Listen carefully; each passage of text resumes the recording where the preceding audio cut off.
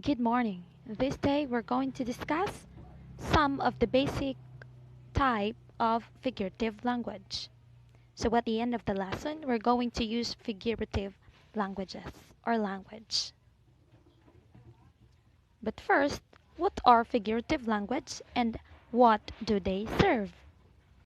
So what are figurative language or figures of speech? We have here two lines from a poem entitled Housewarming Song. Old comb brush fine the tangled thoughts of the people who shall dwell in this house. Can a comb really brush fine one's tangled thoughts? The expression creates a vivid picture of dark, messy thoughts being straightened out the way a comb would straighten out tangled hair. Sometimes writers may say one thing but may mean another or differently when comparing two unlike objects. This comparison is not to be taken literally but imaginatively. This special use of words is called figurative language or figures of speech. Figures of speech do not make sense literally, but they create vivid word pictures when their figurative meanings are applied. Consider the following. When you say the farmer's hands are as rough as a tree bark, you are comparing two unlike objects, the hands and a tree, on their common attribute which is roughness. The comparison is by the use of the expression as. Other examples, as soft as cotton. Other examples are as soft as cotton, as black as ink, like a flagpole, in height and in being straight. So this type of figurative language is simile. It is a comparison between two things that are actually unlike but have something in common. So similes are introduced by the expressions as or like. So let's further discuss simile through this exercise. So what are compared in the following lines and what do the two unlike objects have in common? So this is an excerpt from Fair, Rosario of Sagay by Procopio L. Solidum. Eyelids like feathers edge, tresses long and black as night, lips and cheeks like jasmine blossoms. So we are comparing here eyelids and feathers edge. So we are comparing eyelids to feathers edge. We have the tresses described as long and black compared to the night. So we have the last line, lips and cheeks being compared to jasmine blooms. So now it is your turn. What are compared in the following lines and what do the two unlike objects have in common? So this is an excerpt from Lonely by M. de Gracia Concepcion. I sit alone thinking sharp thoughts as warmless as the glacial sun.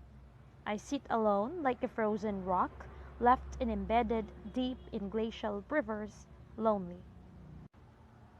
So we have number 2, silence dropped like a curtain around them.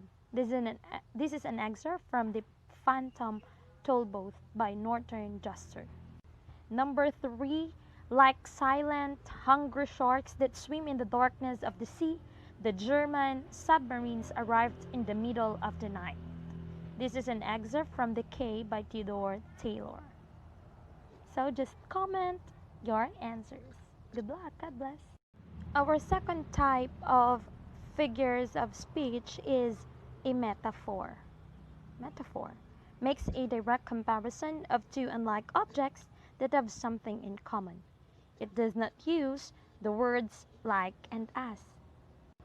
So this is an antonym of simile.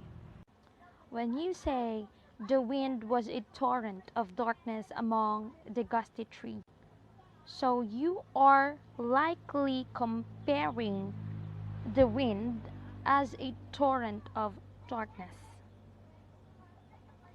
So the moon was a ghostly galleon tossed upon cloudy seas. The road was a ribbon of moonlight over the purple moor. So as you notice, we are not using words just like and as when comparing to unlike objects. So let's check our understanding on our second type of figure of speech, which is metaphor. So we're going to write 3 metaphors about yourself. You can do this more easily by telling what animal, plant, and color you would like to be if you had the power to change yourself. So each metaphor should suggest what you have in common with the animal, plant, and color that you name. Good luck. Just comment down your answers. So let's move on to the third common type of figures of speech. So we have the last one, personification. So when you say the drumming of raindrops on the roof, you are attributing raindrops as if they were doing the act of drumming, right? So as if they were humans.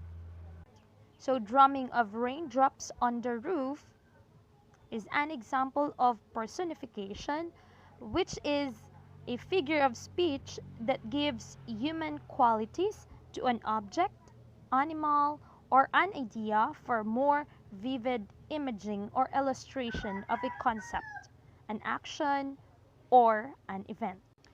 Examples: trembling leaves, the smiling sun, the flowers dancing in the breeze. So we have this example of personification.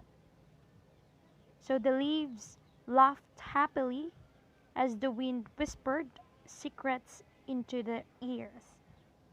So it is not possible that the leaves would laugh, right? So humans can do that. And the wind whispered secrets into their ears. The wind cannot whisper, human can.